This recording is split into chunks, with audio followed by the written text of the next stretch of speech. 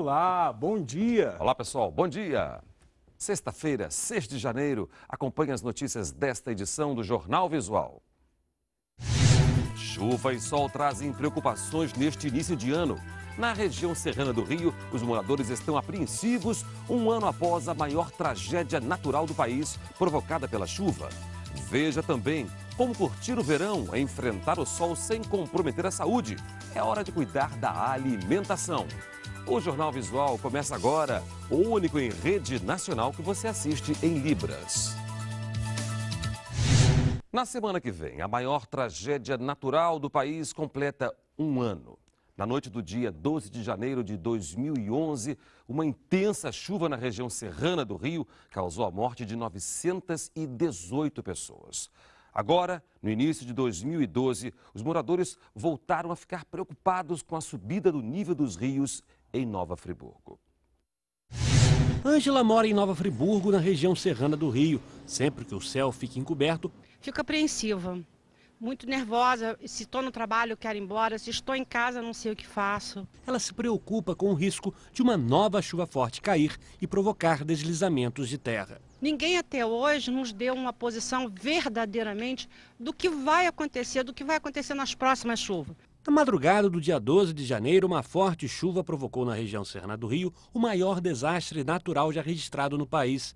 11 cidades foram atingidas. Nova Friburgo e Teresópolis foram os municípios mais castigados. Os rios Preto e Piabanha transbordaram. Uma ponte improvisada foi construída para a travessia dos moradores, para o socorro. As duas filas de covas abertas no chão dão uma dimensão do tamanho da tragédia. Ao todo, 918 pessoas morreram soterradas e quase 7.000 famílias ficaram sem ter onde morar. 11 meses depois, em alguns lugares de Friburgo, parece que o temporal caiu há pouco tempo. Deslizamentos de terra, encostas ameaçando desabar e casas e prédios destruídos. Em muitos bairros, praticamente nada mudou. Muito devagar não, está quase parando, a verdade é essa. Em 12 encostas, o governo do estado iniciou o trabalho de contenção, mas em Friburgo existem 250 pontos críticos.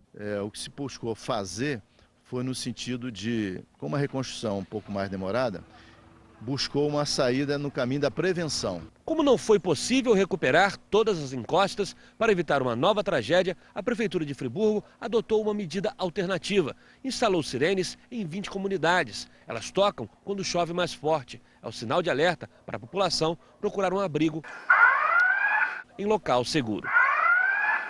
Assim como os países que têm tsunami, têm terremotos, têm os seus sistemas de alerta, nós também temos que criar nosso sistema de alerta. Uma forte chuva provocou o transbordamento de um rio e aumentou o temor com novas enchentes. Em Friburgo, 1.251 famílias recebem um aluguel social.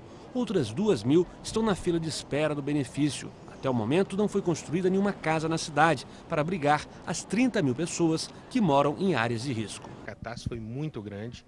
A gente tem um plano de ação para 5, 10 anos, para que isso aconteça plenamente.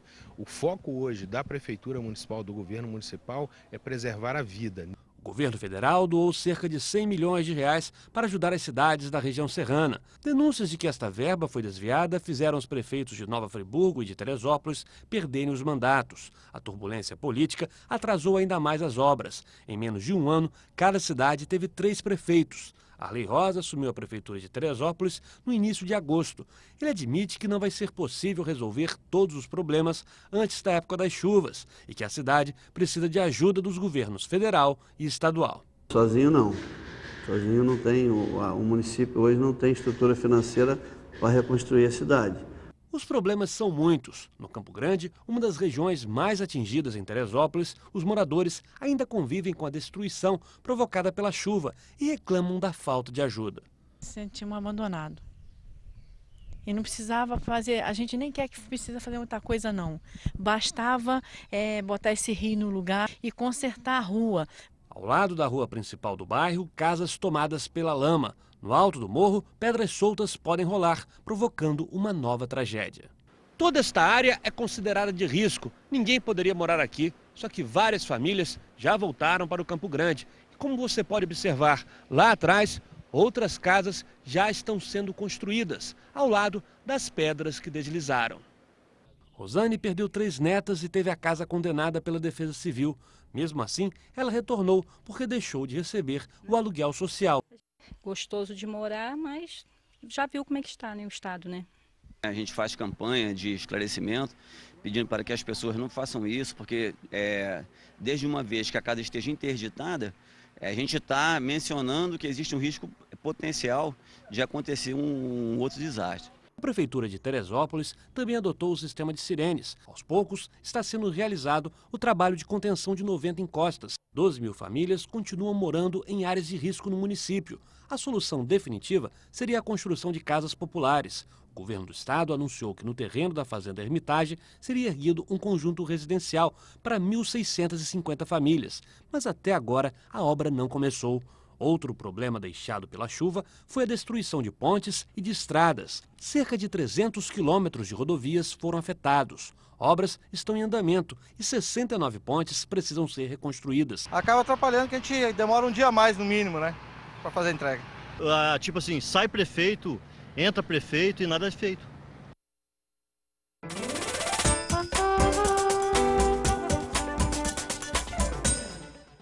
Zoológico,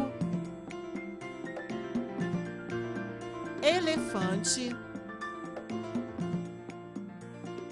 girafa, leão. Então, vamos revisar os sinais? Zoológico, elefante, girafa, leão. Com a chegada do verão, é necessário cuidar da alimentação para evitar problemas. Refeições e lanchinhos precisam de atenção especial, Jonatas. Com as crianças, cuidado redobrado.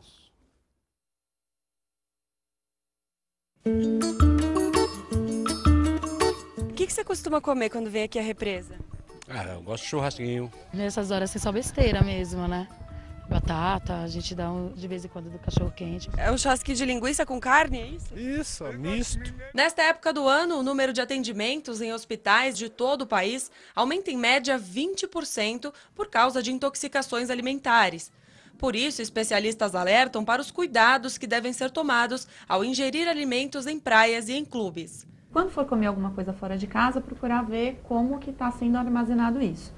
Então, se o carrinho está limpo, a barraca está limpa, se as superfícies estão sem muitas coisas por cima, se as coisas fechadas estão realmente fechadas, né? Então, onde ficam as coisas picadas, ou mesmo o freezer, a geladeira, estão sempre com as portas encostadas. Por causa da alta temperatura, além dos alimentos estragarem com mais facilidade, o ideal é ingerir comidas mais leves, que são mais fáceis de serem digeridas. Fazer um bom café da manhã com fruta, pão, cereal integral, queijo magro, procurar se alimentar bem, né? E levar algumas coisas. Então, sempre a gente pede para levar água, fruta, principalmente se tiver criança, né? Um biscoito simples, tipo um biscoito salgado ou um biscoito doce sem recheio. Falando em crianças, o cuidado precisa ser redobrado. Além de deixá-las sempre hidratadas, os pais devem estipular um limite diário para o consumo de alimentos calóricos. A gente pode comer uma bobagemzinha, mas a gente tem que comer a fruta, a gente tem que comer um lanchinho, a gente tem que fazer um equilíbrio aí, uma negociação com a criança.